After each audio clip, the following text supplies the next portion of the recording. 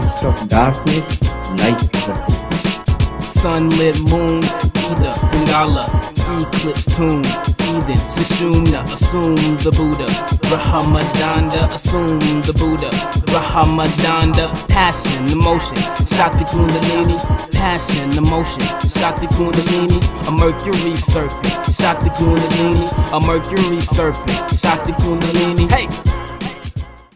Hey guys, what's up? So today I'm going to be talking to you guys about my transitioning tips. I know it's summer and a lot of people are starting to transition, which is really awesome and exciting.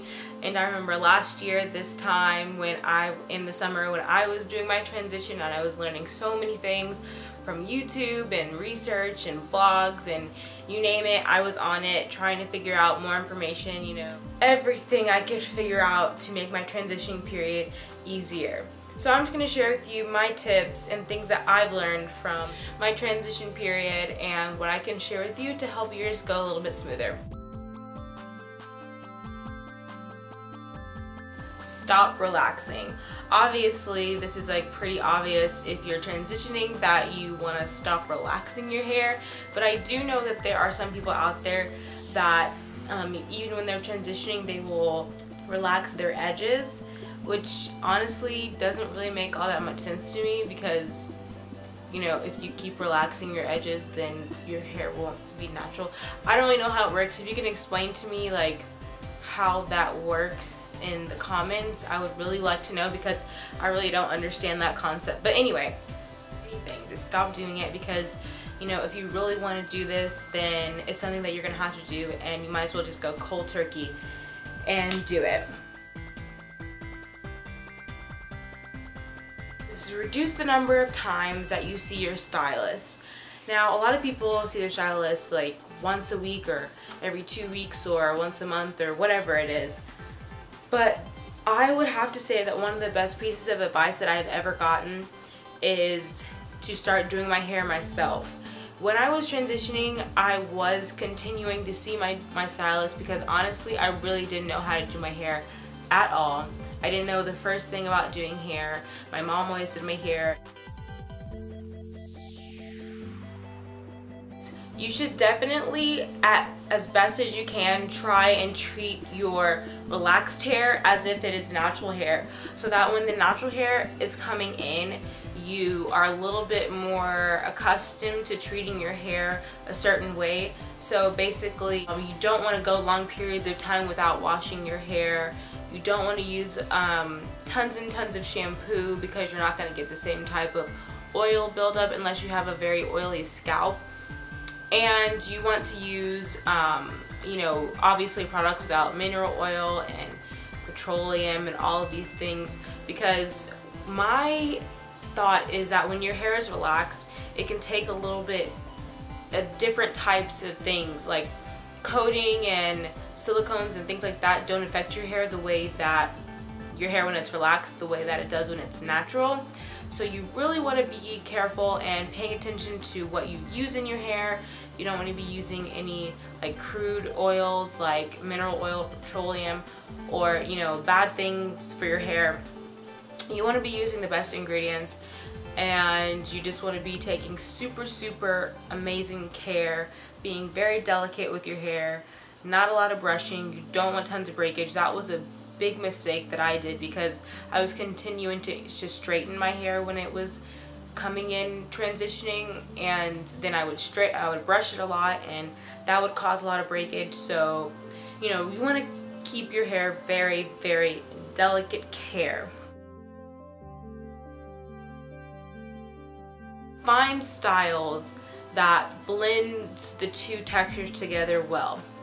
So basically, you want to be able to have a situation where your relaxed hair is not looking so foreign from the hair at the top of your head that is coming in.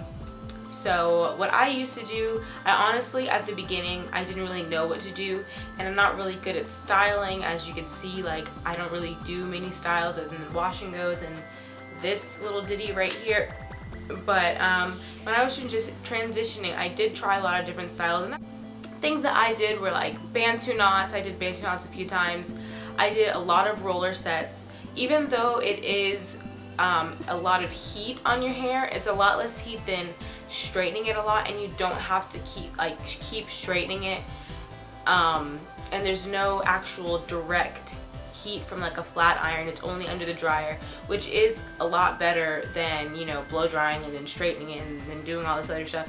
So if you can't really do your hair yourself, I would say roller sets are a good alternative. Like I said, I did bantu knots, braid outs, twist outs, and then in one of the pictures I think you saw that I had like box braids, and that was really great for me, especially during the summer. That was really great because I had the freedom to do things that I wanted to do, and I had length, and it was like a fun, funky kind of thing, and you know, I didn't really have to do that much with it. So it was a good way to, you know, put my hair away and not have to mess with it for a long time, and that helped it grow because, you know, not the constant messing avoided more breakage. You know, you just want to make sure that your hair is detangled all the time, because it's very easy for your relaxed hair to get mixed up with that new natural hair, and it's not a pretty sight. So you want to keep it nice and detangled and fresh and clean, and your scalp looking nice. Try to stay away from sulfate shampoos.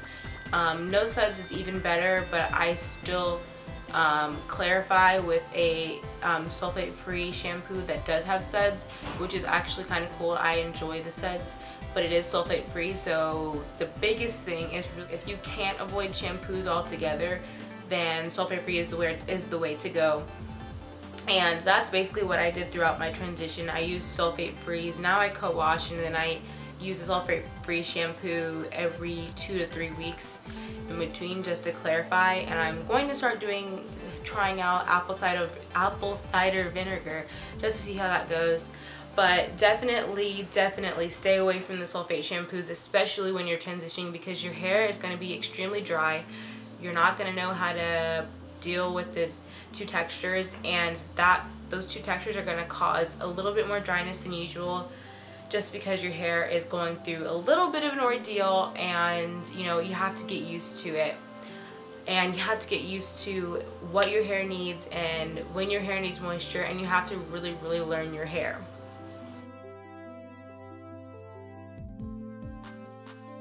Deep conditioning your hair. This is probably the biggest thing that I'm gonna say. Deep conditioning, even to this day, is one of the most important things that you can do as a natural.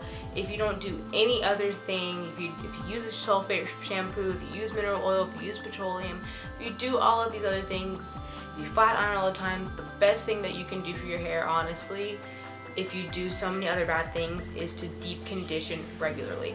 And when I say regularly, I mean at least once a week, especially when you're transitioning, because your hair is so fragile and it's probably going to be dry. So deep conditioning is a really, I don't know how much I can stress how really important deep conditioning is to a transitioner. It's your golden rule to deep condition all the time. I mean, don't go overboard, don't deep condition every day. I mean, it won't be bad for you unless, you know, you're over proteining your hair or you're over moisturizing your hair. You know, deep conditioning isn't bad unless you're going too far on either side. But you definitely want to keep the moisture in your hair, and you also want to keep the protein in your hair, especially when you're transitioning, because you want to make sure your hair is super strong and doesn't break off.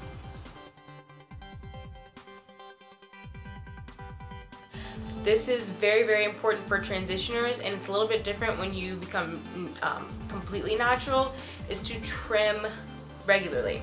I don't mean every week, I don't mean every 2 weeks, but probably at least maybe once a month or every 2 months, because if you really want to even out the ratio of natural hair to relaxed hair, your hair grows at about ½ an inch a month. So if you get ½ an inch cut off every month, then your hair isn't really going anywhere. You know, you're retaining the same length that you had before, and you're not losing any length. You're not gaining length either, but that's really not your goal when you're transitioning. You're really just trying to grow out your hair without having to completely cut it all off and keeping your length. So the best thing I would say, if you don't really want to cut your hair every month, and you don't want to cut a lot, like I said, hair only grows about ½ inch a month, so probably if you're cutting it every month, you want to cut off ½ inch a month. And if you're getting a lot of breakage, then you probably will see some shortness, and that's probably because you're getting breakage, not because your hair is not growing, because your hair is always growing, and the only reason why you wouldn't be able to see growth is because of breakage and not being able to retain length. So if you're worried about cutting it too much, maybe every 2 or 3 months would be better. And then if you're doing it every 2 or 3 months, then you probably would want to cut off 1 inch. And, you know, obviously do what you feel comfortable with. You know, you don't want to cut off too much. You don't want to be uncomfortable with the length of your hair. But definitely you need to trim regularly so that you're not having a ton of dead ends, relaxed ends when you have, you know, a half a head of natural hair and then all of these dead hanging ends, because you're not going to like it. I'm going to tell you right now, you're not going to like it just because it's long. It's not going to look good when you're doing your twist outs and these scraggly relaxed pieces and you have this nice fullness. It's not going to look good. So you want to keep the trimming regular so that the ratio is even and it doesn't get too out of control.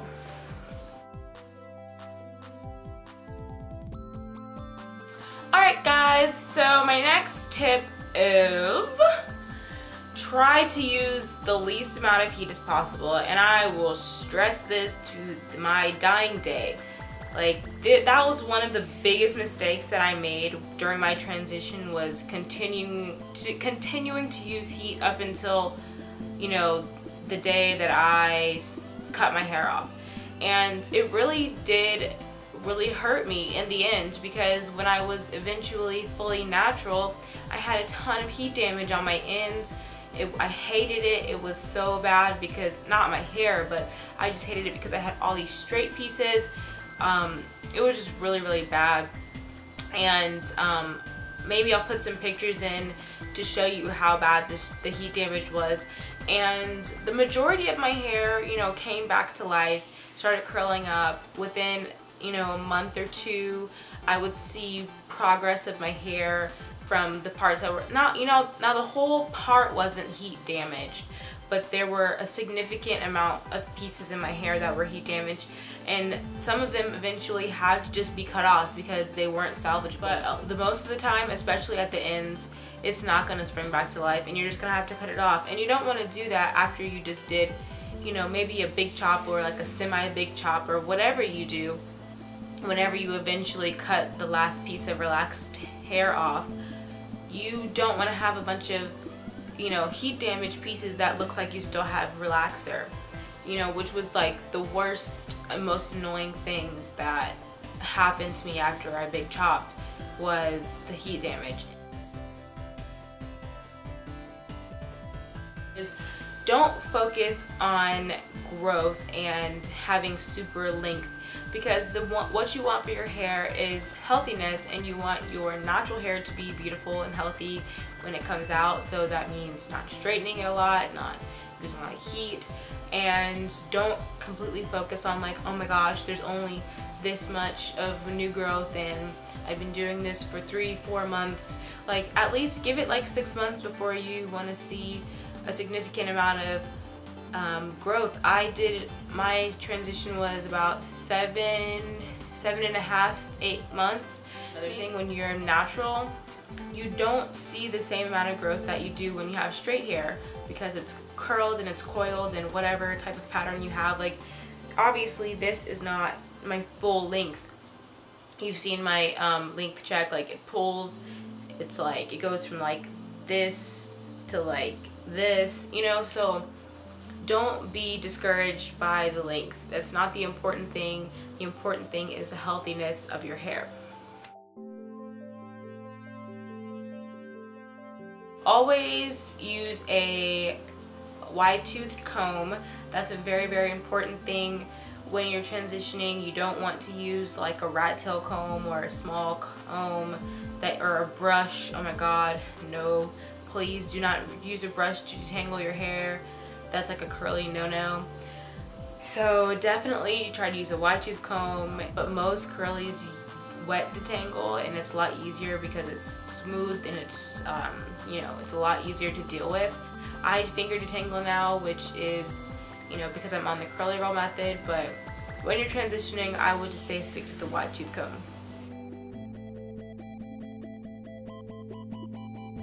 Just enjoy your journey. Have fun with it. Don't get too preoccupied with, you know, ingredients and being perfect, natural, you know, all this other stuff. Like, that's not important.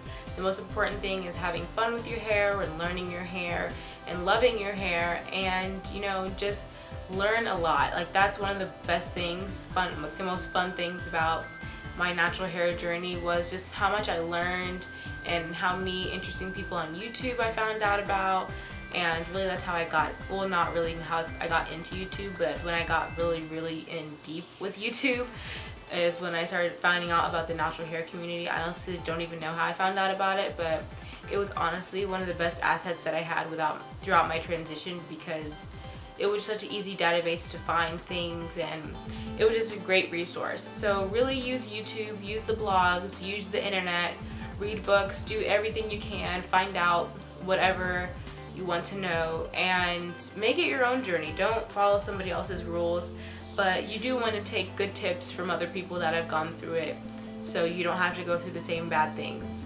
But anyway, thanks so much for watching, and please check out my blog. It's called A Zen Hair Life.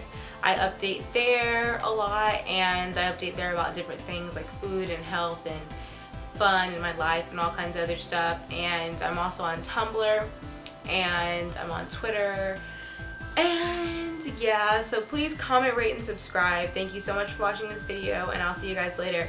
Bye.